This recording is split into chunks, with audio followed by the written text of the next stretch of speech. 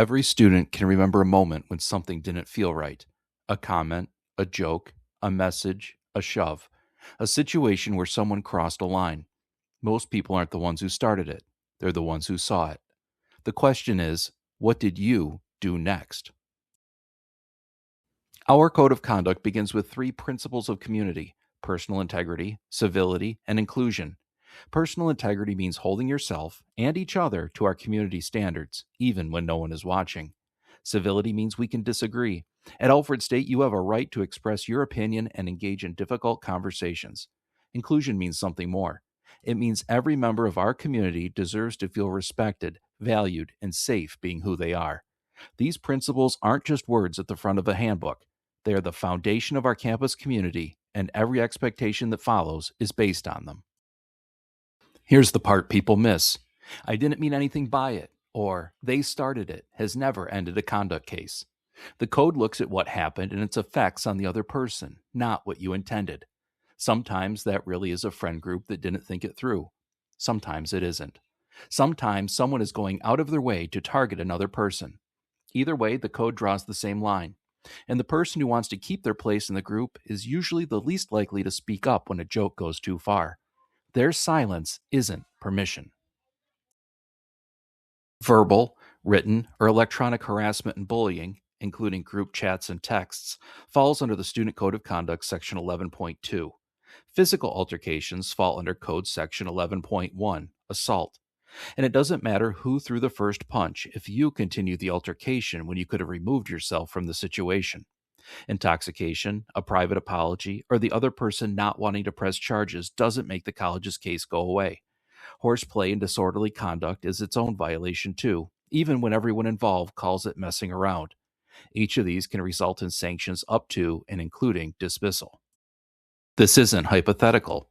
Recently, two students in their final semester were suspended for using a racial slur, one they thought was obscure enough not to really count as racist.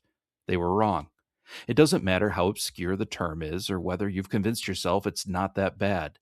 If it targets who someone is, the code treats it the same way.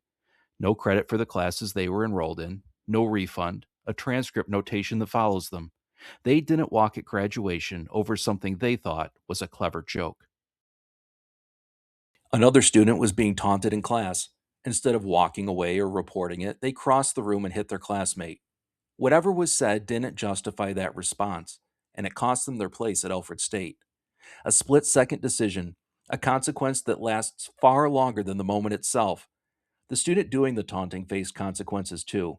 Two different violations, two reminders that neither provocation nor retaliation gets a pass. And these aren't isolated.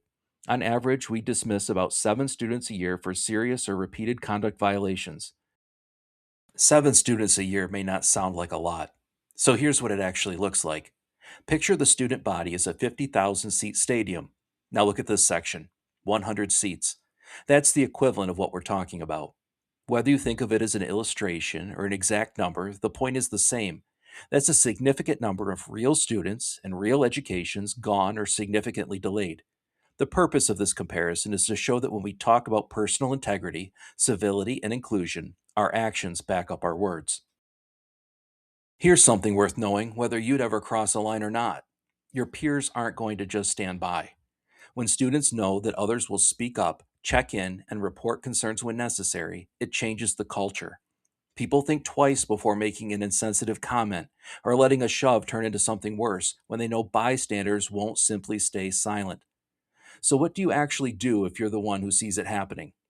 If it's verbal, a comment, a joke that's gone too far, sometimes it's as simple as speaking up, changing the subject, or refusing to laugh along. If it's physical, if things are escalating toward a fight, your first move isn't to jump in yourself. Don't hesitate to call university police. Your safety comes first. What matters most is not staying silent. I know what some of you are thinking. Isn't that snitching? Here's the reframe: reporting isn't about getting someone else in trouble. It's about protecting your own education, the one you're paying for, with your time and your money. A classroom or a residence hall where things are escalating isn't the environment you signed up for, and staying quiet doesn't actually protect you.